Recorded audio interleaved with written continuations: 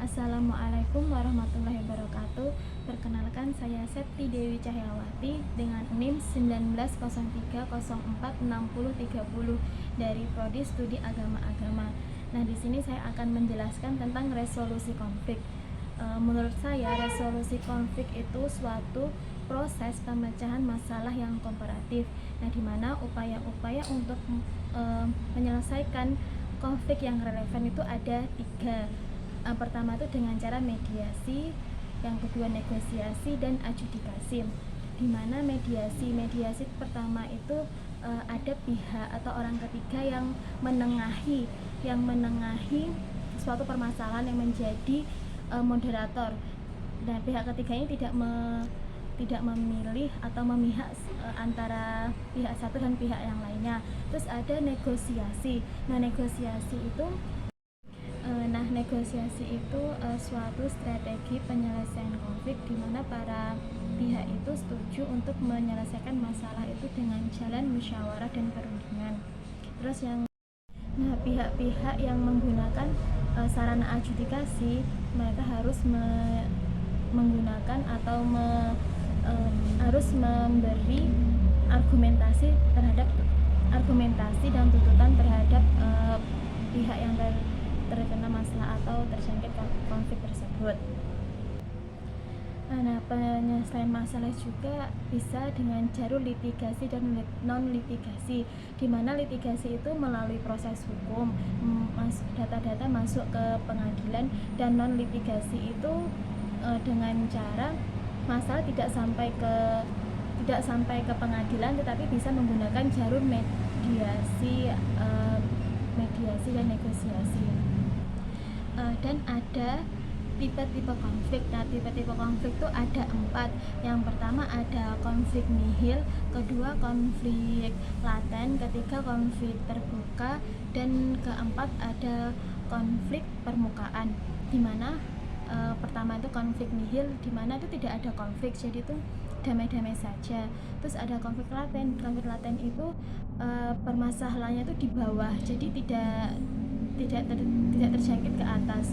Terus konflik terbuka ini masalahnya akar permasalahannya ada dan sampai ke permukaan. Terus konflik permukaan ini konfliknya tuh hanya di permukaan saja, tidak ada akar permasalahannya. Nah, biasanya konflik tersebut yaitu suatu kesalahpahaman. Nah, untuk menyelesaikan konflik terbuka itu biasanya dibutuhkan komunikasi. Nah, selanjutnya itu ada analisis konflik. Analisis konflik yaitu suatu dasar pijakan untuk menyelesaikan strategi cara menyelesaikan konflik. Terus ada alat-alat analisis konflik. Nah, alat-alat analisis konflik itu ada 10. Yang pertama itu ada konflik mapping, kedua ada onion, terus ketiga tree konflik, keempat timeline, kelima ada ABC yaitu attitude, behavior, konteks. Terus keenam ada pillars, ketujuh ada piramida konflik, terus ke-8 ada full-fledged analysis, ke-9 ada stages of conflict, terus ke-10 ada sunflowers. Nah, di sini saya akan menjelaskan tiga alat analisis konflik. Yang pertama itu onion. Nah, onion itu terdiri dari 3 komponen, yaitu ada position, interest, dan need.